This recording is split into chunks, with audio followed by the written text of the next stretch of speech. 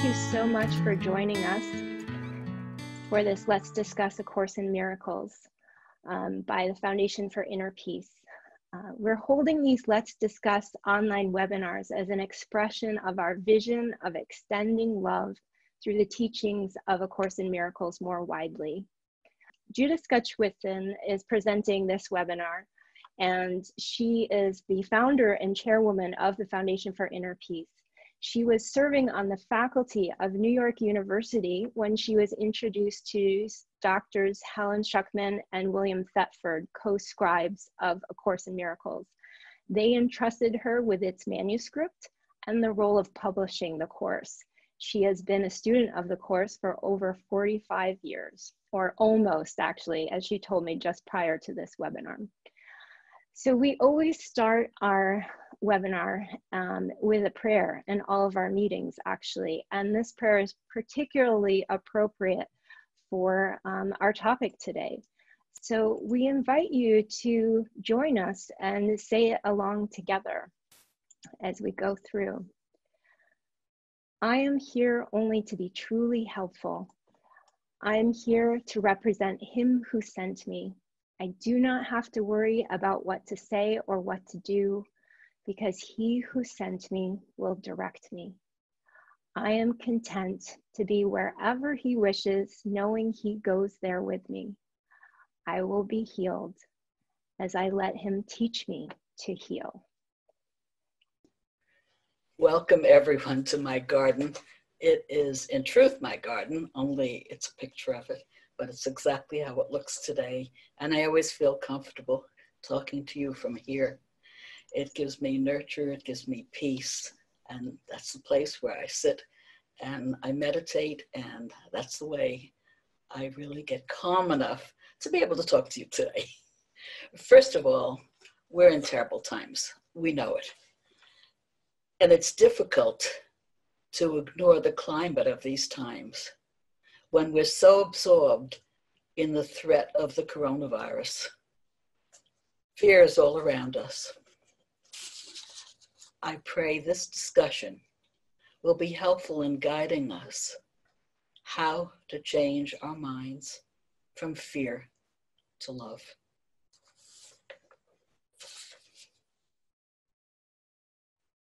In this world,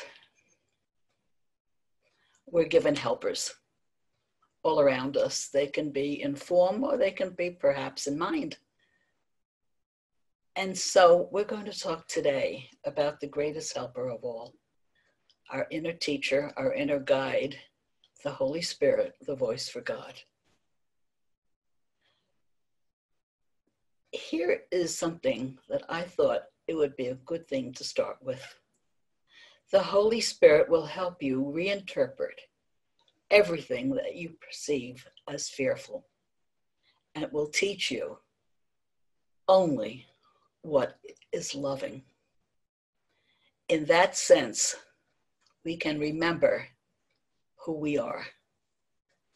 And I'm going to tell you today a little bit about who I am in this form and how I have journeyed along with the Holy Spirit, eventually coming to know my inner teacher, my inner guide, my partner, my great companion so well that the very practice of asking about almost everything has led me to a great deal more peace. I certainly hope that'll be the case with you. Well, I could pick a place to start. I could pick almost any place to start, as could you. But I think I'm going to start with my earliest memory. My earliest memory was one that was kind of frightening. I was sitting with my parents by an open window, and I suddenly fell out. Now, as I was falling, of course I was terrified, but it seemed to be in slow motion. And in the slow motion, I remember thinking, this isn't safe. This isn't safe. And then this cry came out of me as I hit the ground. And it was only a first-story window. I want to go home. I want to go home. I want to go home. My parents got me almost immediately, and they looked me over and ascertained there was nothing the matter with me at all. But I still was screaming, I want to go home, I want to go home. And finally, they tried to calm me down by telling me, look, here's your house. You are at home. And I couldn't explain what I meant. But in those few seconds, something happened. And I think it was probably the fear that pushed me into wanting safety, wanting peace, wanting grounding, wanting my real home. Of course, I couldn't talk about it. I couldn't express it, but that never left me. It never left me at all. And so I think in a way, it was kind of a blessing, me falling out a window, because then I can refer to it all through my life as I know that this is not home. This is not our reality. Our reality is someplace else. And I would finally spend the rest of my life looking for that. When I was growing up, I certainly had a sense still in me of a direction in which to go. I'll call it a more amorphous feeling because it wasn't defined. But the feeling was one of, part of me sort of knew that I should read this book, that I should pay attention to this study, that I should go to the synagogue with my father, who was, of course, Jewish, as was I, and as I am still, and that I should learn to pray, and I should learn about God. All of that felt very good, but it had nothing to do with my home. It had a lot to do with comfort. It had a lot to do with family values. It had a lot to do with, morals, ethical sense, and it was very good for that. And I did indeed pursue my Hebrew studies, which were also biblical, for a long time, until I went to college, in fact. Along the way, books would seem to drop upon me. First, it was children's books, and eventually it was books that were for young adults, as we call them today, and then books that I could actually pick up in college and the college courses I chose that seemed to be leading me in a direction of searching. It was not as clear as that. I'm being much more clear about it now and telling you the story, but then we know what hindsight is. I do know, though, that there was definitely a progression. It felt as if I was moving along a road that was my road to travel. But it still wasn't everything.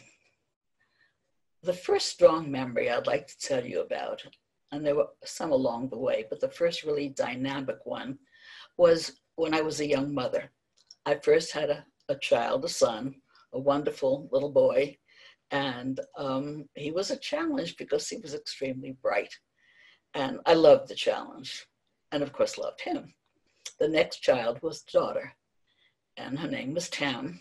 And as she started to be able to speak, articulate, I noticed that there was something a little bit different about her. And what was different about her, she seemed to answer questions that were in my mind, and even before I could voice them. And I would wonder, why would she do that? And once I asked her, and she said, I heard you, Mommy. And I said, no, I didn't say anything. She said, yes, you did. I heard you.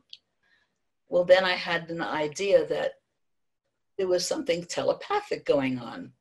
And so I started to read a lot of books about that, as many books as I could find, because I wanted to be educated on what to do and how to feel about this particular gift that she had. But one night, after I put both my children to bed, and Jonathan was in his room and Tam was in hers, as I was walking downstairs, I heard talking coming from my little daughter's room. She was about 3. Well, I thought perhaps one of them had left the other room. Well, they'd gotten together somehow or other, even though they weren't supposed to. And I was going to separate them and put them back to bed again. But I walked into her room and she was sitting up in her bed and she was talking to someone, but no one was there. And for an instant, I was kind of surprised. And then I realized, oh, children have invisible friends. And that's okay. She probably has a little invisible friend. So I said, honey, who are you talking to? And she said, my friend. I said, your friend? Yeah, my friend. I said, oh, is your friend a little teeny elf? No, mommy. I said, is your friend as big as you are? No, mommy.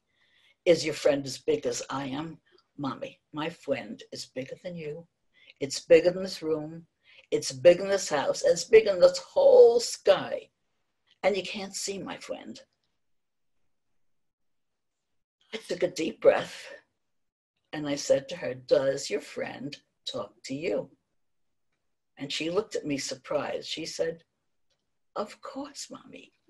Of course my friend talks to me. That's why I'm talking to my friend. Well, something inside me said, enough questions. And so I backed out of the room very carefully and I closed the door and I started to think. That kind of thinking spurred me on to do something more formal about my search. And with that in mind, I concentrated mostly on her psychic abilities because that was able to be investigated. And I went back to school. Luckily, I lived in New York City, and so there were classes I could take, graduate courses in experimental parapsychology. And I learned a good bit about what was going on in research in that science. And I thought that I was really, really happy, and I was moving along at a very interesting pace. And finally, it culminated with me being asked to teach at New York University. And teaching at New York University was a big surprise for me, particularly the subject I was asked to teach, which was experimental parapsychology. See, I had done a lot of reading. And I didn't expect the classes to be large. It didn't make any difference. I just showed up and was very surprised to find out that it filled an auditorium, not a classroom. There were so many people coming from all over. In the evening, it was adult education who wanted to know more, the same way I did. Keeping a lesson ahead of them wasn't too hard, but I did find over the years that it was a very satisfying pursuit and enabled me to be part of a growing community of people who were likewise searching. One day, I'll say it, not fateful day, I realized that I was terribly unhappy. This was new, it came upon me kind of suddenly, and I was in despair. And in this despair, I felt as if I was hurtling down, like spiraling down from a very comfortable, happy state of engagement, of safety, in the sense that I had a home, a husband, family, friends, career, children. But nothing seemed to make any difference to this deep, deep emptiness I was feeling. And one night in 1975 in the spring, I locked myself in the bathroom, which was very well insulated from the rest of the house. And I called out from the bottom of my heart, won't someone up there please help me? Won't someone up there please help me? And I meant it from the bottom of my being. You gotta be careful when you ask a question with such passion, because this question got answered for me very quickly, but not in the form I expected. But I did ask. And the answer was an introduction to two professors of psychology at Columbia University School of Physicians and Surgeons, who had a deep, dark, guilty secret they were hiding. But they asked me to meet them, which I did. And at the same time that I met Dr. William Thetford, Dr. Helen Schuckman, I also met Dr. Kenneth Wapnick. And I was in their office, and Helen and Bill were telling me their story, which they had kept very secret. The story had to do with how A Course in Miracles came to them. They had also asked, you see, and they had also gotten an answer. Well, I very much wanted to see this document, of course. And Bill Thetford opened up this secret filing cabinet, and he brought out 7 heavy thesis binders, black, in which the manuscript of the course was housed. And I opened it up to the first page. And I read, this is A Course in Miracles. with the closing, nothing real can be threatened. Nothing unreal exists. Herein lies the peace of God. I knew without knowing that my question was being answered. I knew that I was being introduced to something that would help me in my childhood quest to find home. That was the very beginning. And along the way, I think I forgot to ask Tara to show one of the slides. Sorry, got carried away. Here is a slide. How about I read this, and Judy, this is a beautiful section from chapter 5 of A Course in Miracles. When the ego was made, God placed in the mind the call to joy. This call is so strong that the ego always dissolves at its sound. That is why you must choose to hear one of two voices within you. One you made yourself, and that one is not of God, but the other is given you by God, who asks you only to listen to it.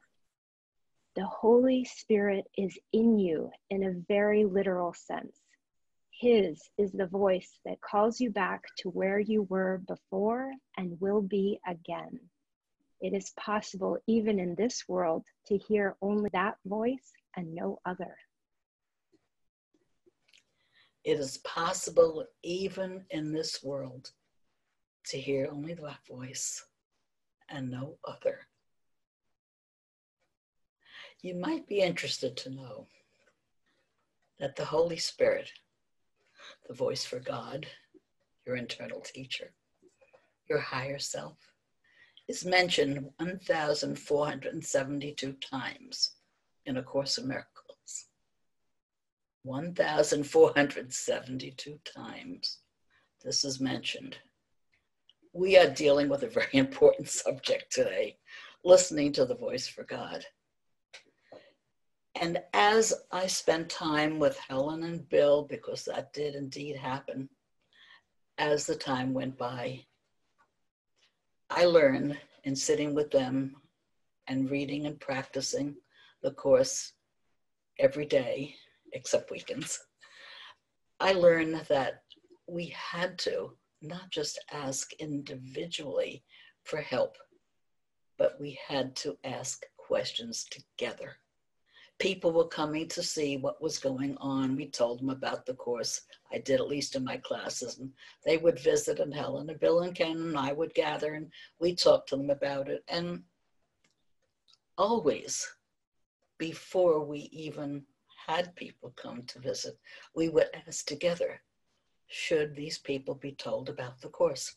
So we started very slowly asking together. I was a newbie. They may have been doing it much longer than I think so. But let's say as a group, we started very slowly asking questions and then getting answers. And we would get more and more and more guidance in a way that we knew was accurate for us because we tried it and it worked. And one of the times that we were sitting and asking for guidance, we decided that we would find out what's to be done with this manuscript. Bill had a good idea that he felt it should be shared with the world. Helen said absolutely not. So right away, there was a difference of opinion. And one day, after quite a while, 6 months to be exact, we were talking about, should it indeed be made public? And we had privately spoke with a few publishers in advance. And I think I went off camera. Something happened. Excuse me, everybody. Sorry. You're not off camera. You're still on. Don't worry. I just changed one setting. Sorry. Keeping you on your toes. We're still new at this. And look, I don't have the skills. I'm very old. In any event, I'm not losing my train of thought here. We were asking what we should do about the Course, having spoken in person privately with a few publishers who had heard about it, And each time we thought that, oh, well, that'll be a good idea. We can have Harper and Collins, a Doubleday or someone like that publish the course. We got the answer no when we asked. We didn't get the reason, we got the answer no, not them. And finally on Valentine's Day, 1976, as we sat again, having seen a group of people who wanted to publish the course, we asked and we got no, it shouldn't be there. Well, who should it be then? And we got very specifically only those who will do this, meaning study the course, the rest of their lives and nothing else, who will put it in a not-for-profit foundation, and who will make sure it's not split up. Well, we looked around and realized that who in the world could that be except us? And we got the equivalent of, thought you'd never ask, but we realized at that time for the first time that we were going to do this. We were going to do this even without knowing how. The without knowing how was really important, because by this time we realized that we would learn how, and we would learn that from the Holy Spirit. Something happened that many of you know, but I think there are many here today who don't know, that when we asked, we also asked, where is the money to come from? Because we knew publishing a book of this size, hardcover, had to be pretty expensive. And we closed our eyes again, and we asked that question, where is the money to come from? And we each got a different answer, but the answer all fit into a whole picture. And Helen got Judy will know. Bill got it's already done. Ken have received the message that all is at peace. And what I got was make the commitment first. And so without having any funds and without having any foreknowledge, we said yes, we committed to doing it. And the very next day, I got a telephone call from a man who lived in Mexico and had a not-for-profit organization. And he told me he had seen a copy of this course, which wasn't yet in hardcover print, but was in small volumes so people could start looking it over easily. And he said to me, you really have to publish this course. And I said, coincidentally, last night, we were just talking about that and we made the commitment to do it. But you must know, having your own not-for-profit, how hard it is to raise funds. And he said, that's why I'm calling you. I was guided last week to sell a property, and I'm sending you a check, and you should get it in a few days at least. And it's a gift for you to publish the course as soon as possible. We did get that check, and by the time the course was published in its first edition, we had about $180 left over from the donation. Make the commitment first. Ask the Holy Spirit. I think you're getting the drift of how this goes. Well, I must say that there was always a discussion about the voice, because Helen kept calling it the voice. And when I first met her and she told me about the voice, I asked her, did the voice have a name? And she was a little bit embarrassed. And she said, oh, yes, I was afraid you were going to ask me that. And I asked her then, what's the name? What's the voice called? And she said, well, he says he's Jesus. And I said, well, is it? And her face changed. She was embarrassed no more. And she said, with a smile in her eyes, oh, yes, it is. We had a lot of discussion, as you can imagine, about the voice. Because is it the Holy Spirit? Is it Jesus? Is it my higher self? Is it my inner teacher? Is it God? Well, I would rather have Helen tell you what she felt about the voice. And Tara is about to play for you a film, very scratchy, by the way, the audio. It was done in 1976, and it was at a gathering, so there was no way to filter the sound. We didn't have the equipment then that we have today. So you may have a little trouble following up. This is my suggestion. I think I was guided to play this for you today because number one, it's the only recording we have of her. And number two, if you want to close your eyes and just listen, you might get the feeling of how she struggled with the voice herself. And you might get the feeling of beginning to know more about what the Holy Spirit is. So here we go.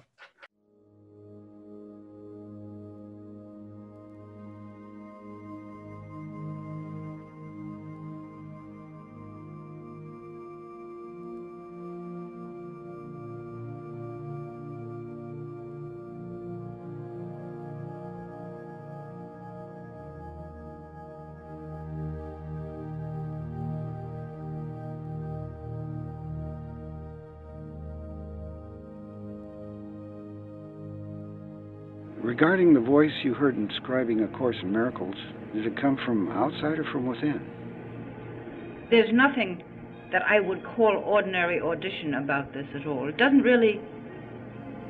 It's a curious thing, and it will be very difficult to explain. Somebody asked me, was it as though your hand was moving? No, I wrote perfectly voluntarily.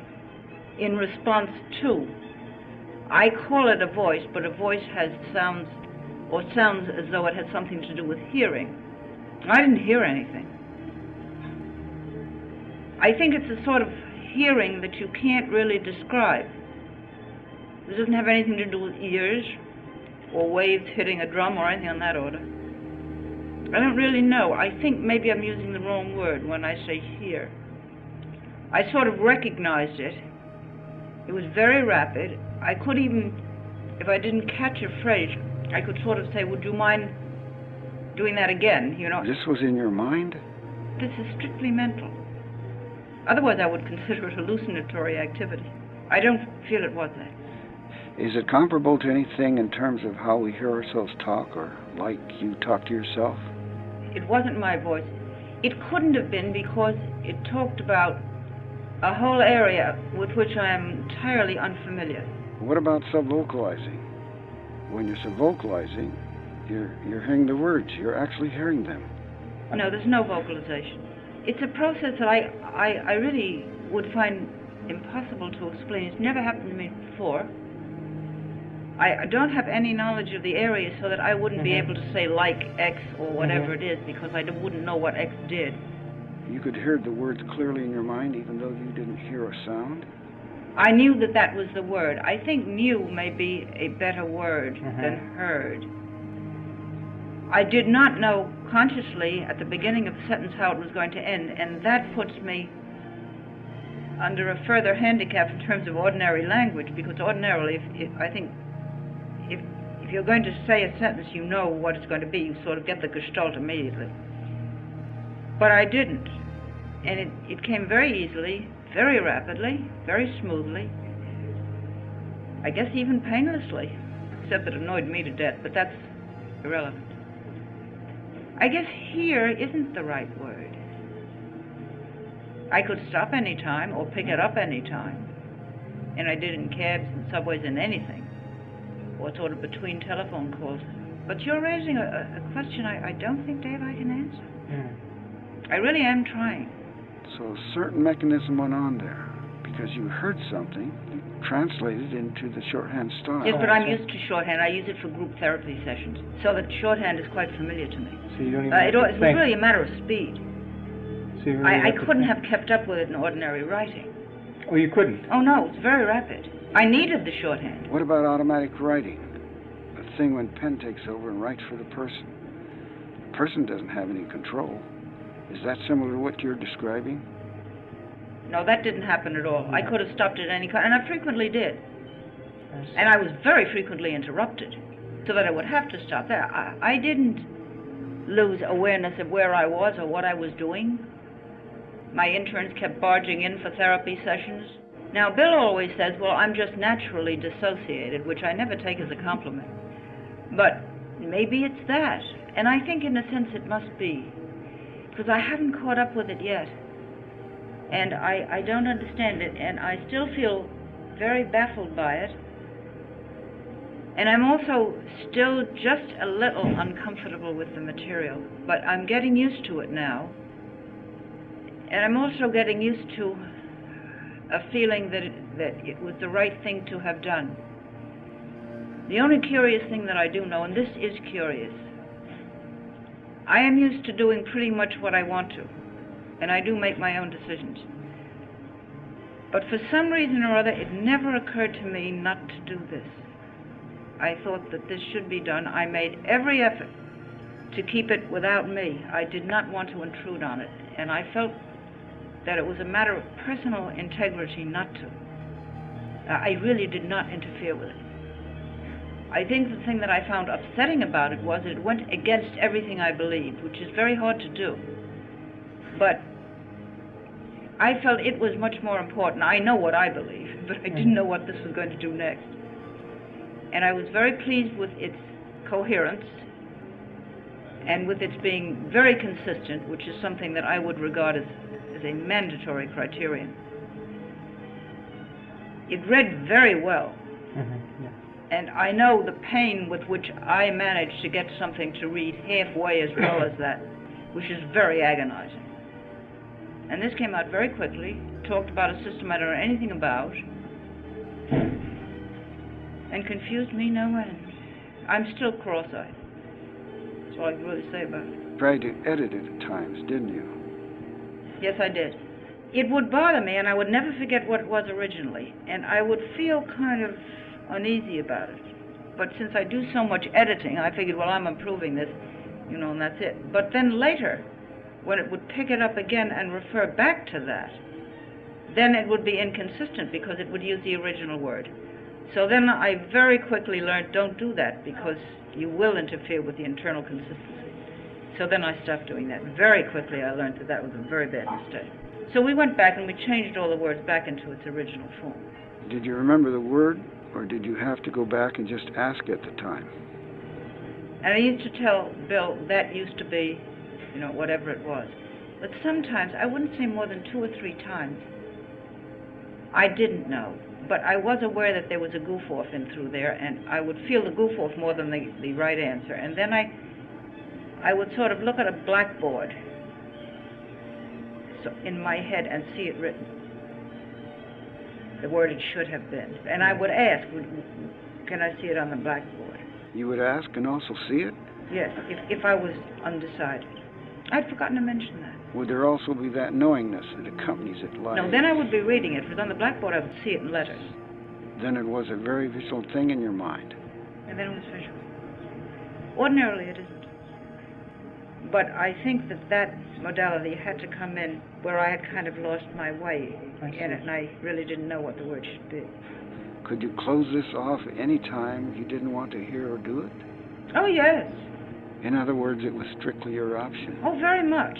Except that it kind of nudges me if I didn't do it when I was sort of supposed to. Sometimes I couldn't sleep, and then I would become very restless. And at one point, I didn't do it for about 3 weeks. I felt quite pushed around by this, and enough is enough. And it was kind of a rough 3 weeks. But I didn't know when it was finished, and I didn't know when I was supposed to stop. The course came first. Well, the text is what we originally had called the course. The text is the right word. That came first, and when that was through, I think there was something like a 3-month hiatus.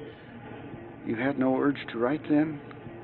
A while before I started in again, I said to Bill and also to Jonathan, I have a horrible feeling there's a workbook that goes with this, but maybe it's just maybe I'm going to be let off on this one. But I did know it, and it became increasingly clear that was it.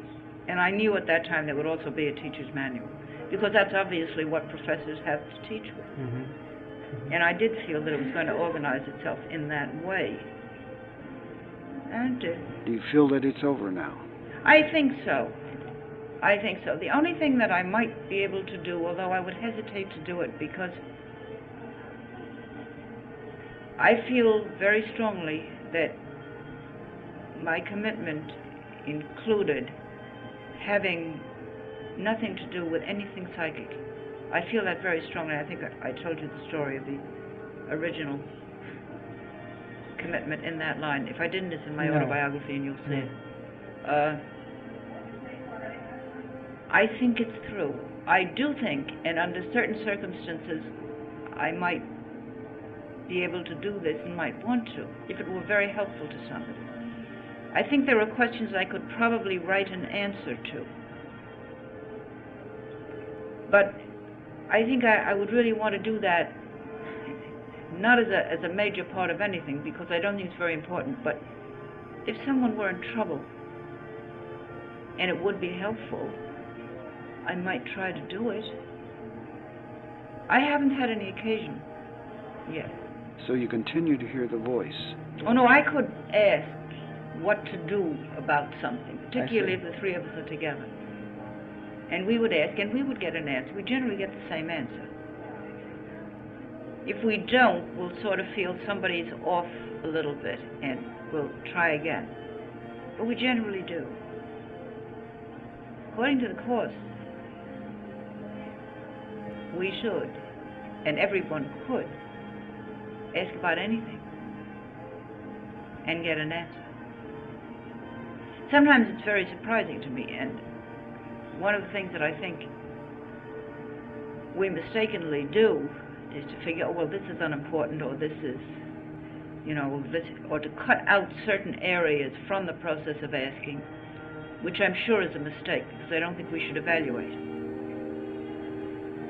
I think you can ask anything. And I would doubt very much if anything is likely to happen to me that wouldn't happen to anybody else. If he wanted it to.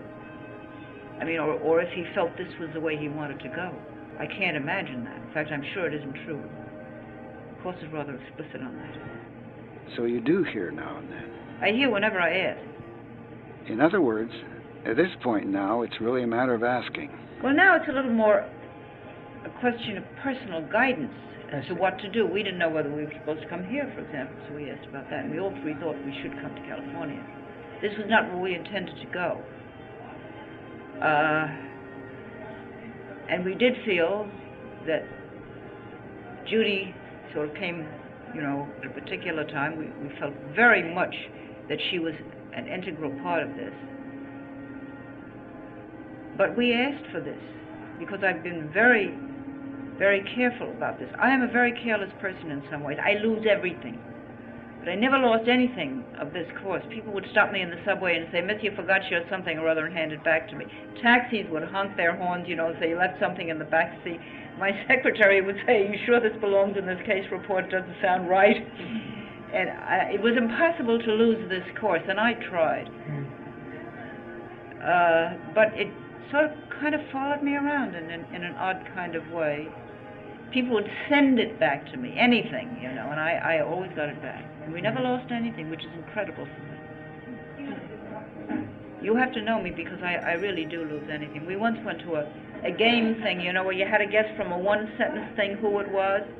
And somebody said, "My God, where is it?" And the whole faculty said, "Helen Schuckman." They recognized it immediately. I'm better now. I think this has been a good experience. You're the absent-minded professor type? No more.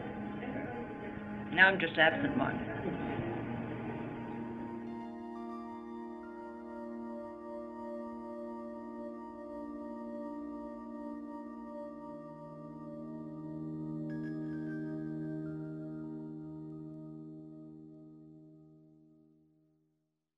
Having not heard that in a while, I was sitting here smiling at the happy memories and the strained and difficult memories it also brought up. But I think that for me, it was important to share that with you now, because you can tell the hesitation and the puzzlement and the wonder that Helen experienced as for 7 years.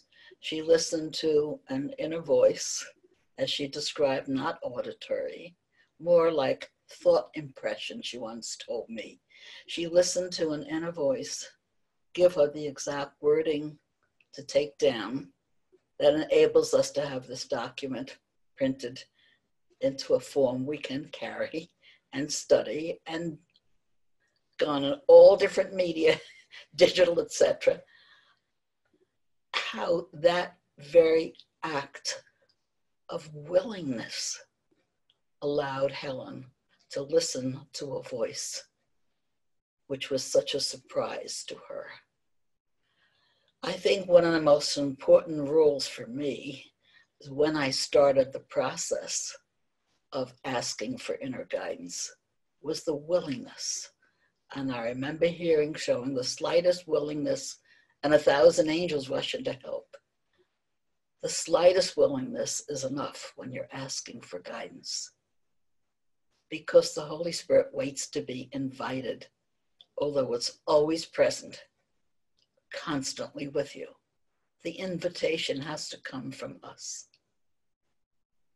Once in a great while, something like happened to Helen might happen in a different form, and it is unusual, and we shouldn't measure ourselves and our listening process by it. But if it works for us to keep on practicing the process. We did get the opportunity to have special messages as we worked together on getting the course ready for publication. And the best part of these special messages were, number one, it was coming from the same source that gave Helen the book, which she also called Jesus, and it helped us on our way. So I would say this one was kind of important. You have been told to ask the Holy Spirit for the answer to any specific problem, and that you will receive specific answer if such is your need. There are decisions to make here, and they must be made, whether they be in illusion or not. They must be made, whether they're in illusion or not. Many students of the course talk about not even asking for guidance in their daily lives because they want to save it for a more prayer-like situation or something they consider much more important, like in relationships and changing their minds from fear to love or from dislike to acceptance. But these special messages reminded us daily that in this dream that we are dreaming together, in this non-reality, because it's impermanent, that we can still get messages, and that we absolutely must to help us on our way. That was very, very comforting to me, and I hope it will be to you too, because sometimes it's confusing to say, what should I ask the Holy Spirit? How do I ask the Holy Spirit? Well, asking the Holy Spirit isn't very hard. As I said, you only have to want to. And the form in which you ask it is totally irrelevant. And the form in which you receive it will be specifically for you. Do not ever expect to get the kind of guidance that your friend, your husband, your mother, your grandmother, or someone you work with get. It will be specifically for you because your internal teacher is only for you. The Holy Spirit is the link between the dream world, which it knows very well, and the world of formlessness, which is God. The Holy Spirit, you can say, is also the mediator, and it helps interpret for us who are so limited in the dream, the memory and the love for God. So listening to Helen, I think you could hear that and possibly even relate to it too. I'll come back to the story because this is sort of a story of my life. It was very clear to me that as we started to publish the course itself, we were going to have some challenges. And what were the challenges? Our relationships. Put 4 people together in a room who are passionate about what they do, and everyone has a different opinion. And the only way we could resolve these differences, of course, was to stop, first of all, to remember, to stop and to ask. And we asked together.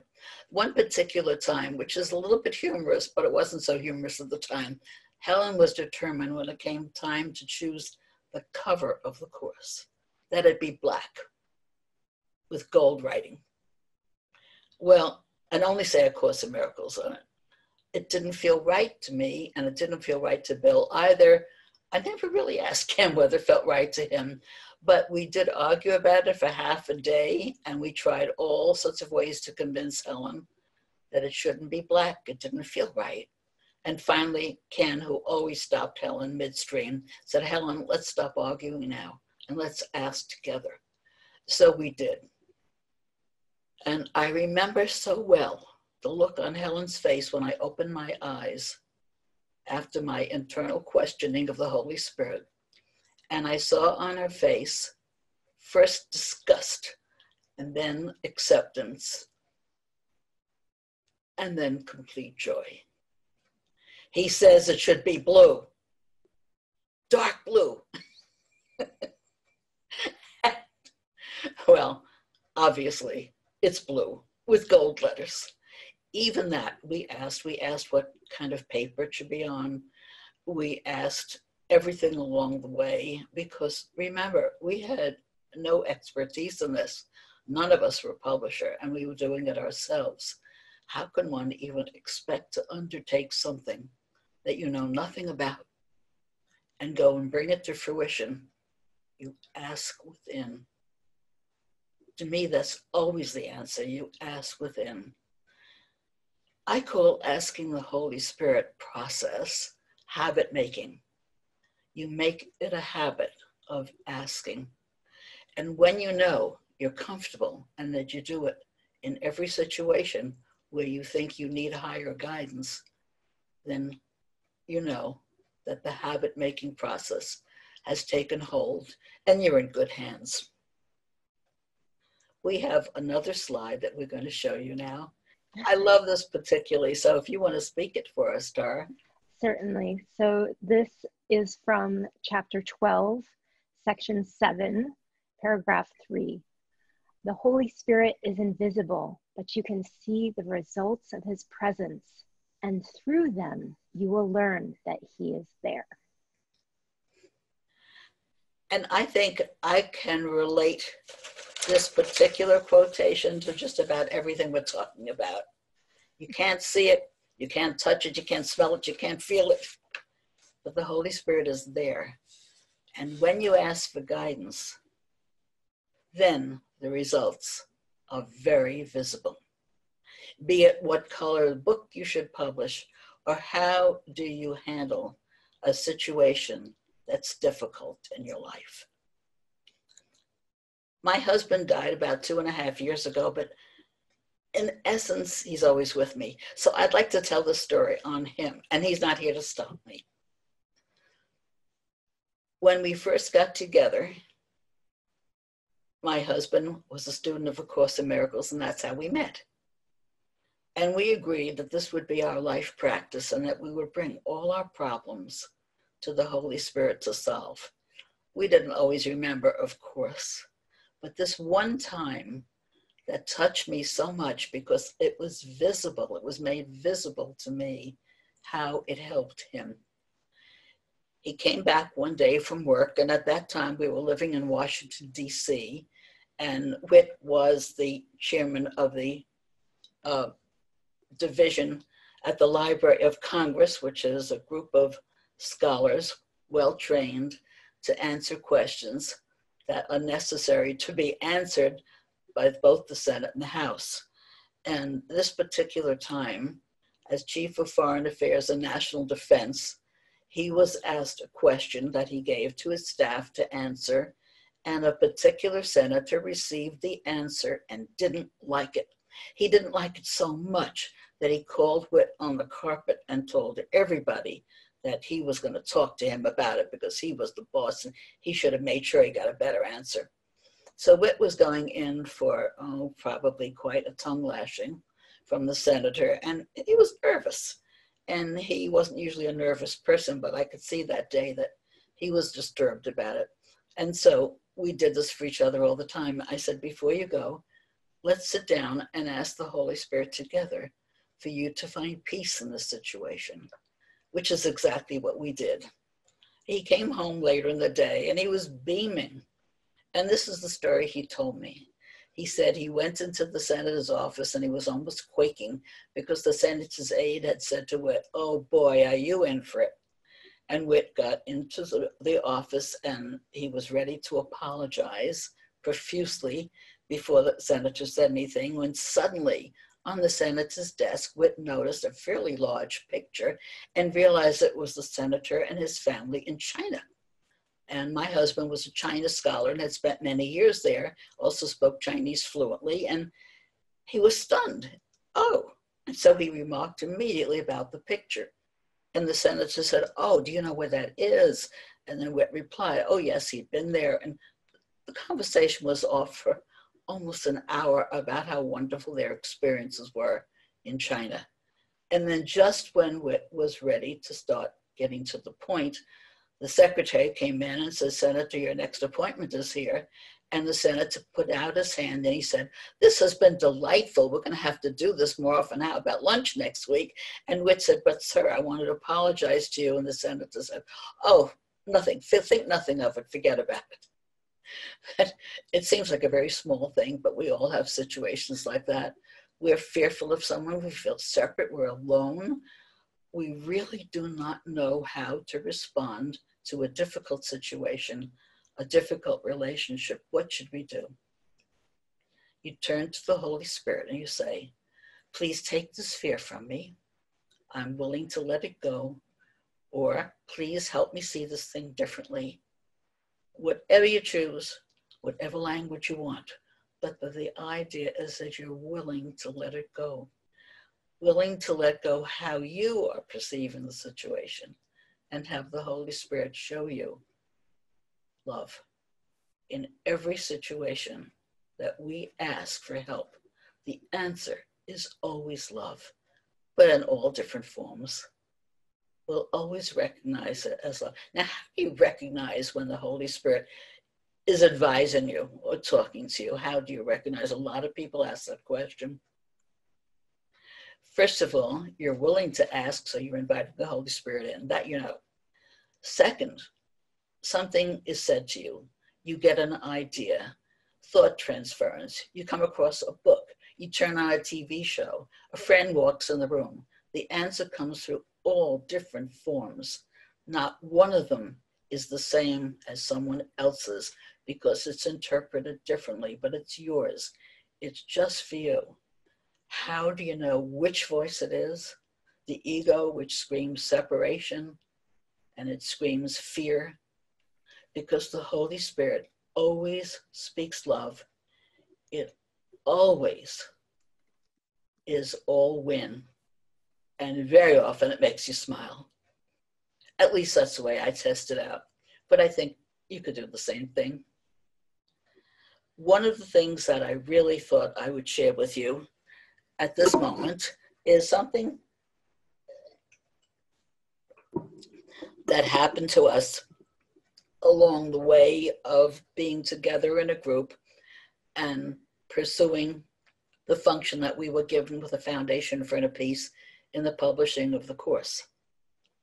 Bill Thetford was a very mild-mannered man. Helen was very dynamic. Bill saw the world through joy. A lot of puns were his way of reacting to a conversation. He always saw the funny side. He wasn't necessarily very peaceful, but he did use humor a lot. And the humor very often would smooth over the bad places. One day in this particular situation, he wasn't feeling very humorous. A book had been published that he felt very critical of. He was not seeing it kindly, and he was feeling that his judgment was the correct judgment, that certain things probably shouldn't have been written.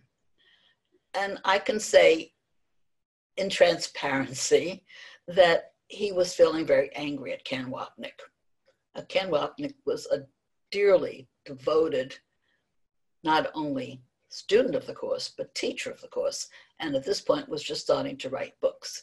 And Bill took umbrance with one of the books that had come out.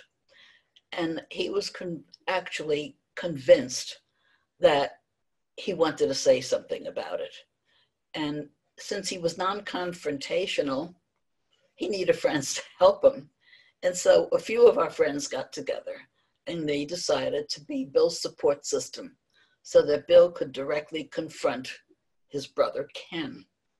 Well, Ken did not live in California at that time. Bill did, so Ken was coming west to see us all. And one of the things that Bill needed to tell him was that he disliked what he had published.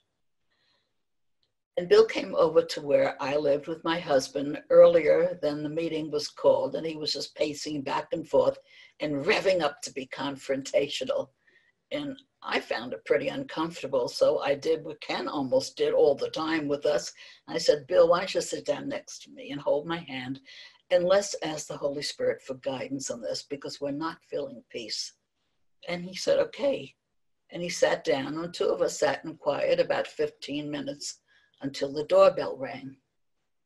We got up, and in came Ken and the people who were going to be supporting Bill in this. And Bill got up, and he walked to Ken, and he said, welcome, Ken. I'm so glad to see you. It was over. There was no anger left in Bill. There was no judgment about the book. It wasn't important. He saw his brother, and he was glad. Now, I should add that the people who came to support him to be confrontational didn't know that we had sat 15 minutes in advance and asked for the Holy Spirit's guidance. So they were pretty concerned and were trying to rev Bill up again for him to say something. But he turned to them and he said, we are all perfection. And he meant it. Those are the miracles that we like to talk about when we talk about A Course in Miracles. The shift in perception from fear to love. A Course in Miracles is about relationships. This is exactly why it exists, for us to get over the constant judgment of each other and see each other through God's eyes, through God's vision, through the Holy Spirit's guidance. See each other as one in love. And in this particular situation, it really worked. There are many. And from my mind, I'm going to have to pick another one. She's somewhat the same, but it's our process. And that's really what I can attest to. At this particular time, we had just started with a program of translations. Now, Helen had said A Course in Miracles can never be translated. In her lifetime, it wasn't. She was insistent that it couldn't be. It's funny, we didn't feel the need to ask at the time, and maybe if we'd asked, we would have gotten a different answer, and so would she. But she was nearing the end of her life, and we just didn't get involved, and we weren't ready to be involved in such an enormous task. Eventually, we were. And we had to form a committee, and it seemed very, very necessary that the two people who knew the most in how to do this project participated as partners. And the partnership was Ken Wapnick, who would be and was the teacher of all the translators to make sure that they actually knew and understood the course so they could translate it. And my husband, Whit, who had been a manager of information for many years and who would manage the project. And they worked pretty well together. They weren't that close in the beginning, but they certainly became closer until one day when it all broke apart. Ken had felt a translation should be handled one way, and Whit had felt the translation be held and worked in the opposite direction. And as much as they talked, and certainly they were both good talkers, as much as they talked this over, they couldn't come to any agreement, and it was getting more and more strained. At this point, we were living in California. Ken was living in New York, and it was even harder communicating on the telephone. And one day, it felt really important for Whit and for me to go to New York to see what could be worked out with Ken, because we were on the verge of a break. And to me, that would have been disaster. It doesn't matter what the issue was, but believe me, each person felt he was right.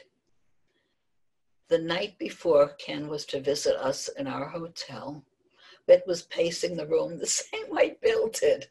And he said that he didn't think that this was going to work out because he knew that Ken wasn't going to listen to him. And he gave me all the reasons why it wouldn't work. And frankly, I was getting frightened. And finally, we went to sleep, and Whit still was talking. And it occurred to me that what we did with each other always was to help each other through really dark spots, and this was a dark one. And I said, you know, honey, you've helped me do this in the past so many times, so right now, would you let me help you? Give it to the Holy Spirit. Just give it to just do that. And he said, I don't know if I can. I said, well, if you're the slightest willingness, show the slightest willingness, and you can. And so he said, all right, and we closed our eyes, and he just gave it up as best he could and went to sleep. In the morning, we got up, and Whit had changed.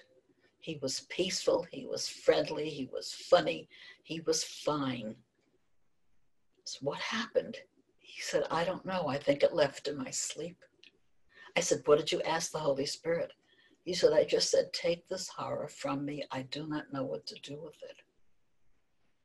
Ken came at 9 o'clock in the morning and rang the bell. I opened up the door. I could tell by his stature and his pallor that he was nervous. And he was sad. Whit went to the door. He threw his arms around Ken and he said, welcome, brother. It was over. It was totally, completely, and forever over.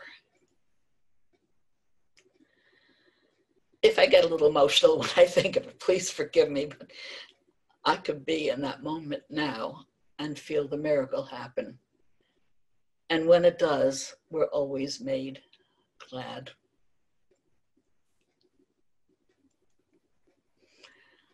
I think we have another slide I'd like to show you. Yes. So this is from chapter 11. If you ask, you will receive. The Holy Spirit will answer every specific problem as long as you believe that problems are specific. As long as you believe that problems are specific. And one could ask, well, what does that mean? We've already told that we can ask the Holy Spirit, and we can ask on anything, no matter how specific it is. As long as you believe, as long as we think we are in the dream and it is our reality, we will get answers. Of course, once we know we're not, we don't really need them anymore, do we? But that's a very, very important one for me to remember all the time, because I do get asked a lot, well, do you ask the Holy Spirit everything? Well, when I remember, sure. But of course, I'm not going to say, what dress should I put on today? That's not true. Sometimes I do. Sometimes I do ask, like, what should I wear today? Yeah, I don't want to decide. And it makes me feel better to know that I'm not in charge. And that's another thing about asking the Spirit for help. You know you're not in charge. There's a line in the Course I've always loved.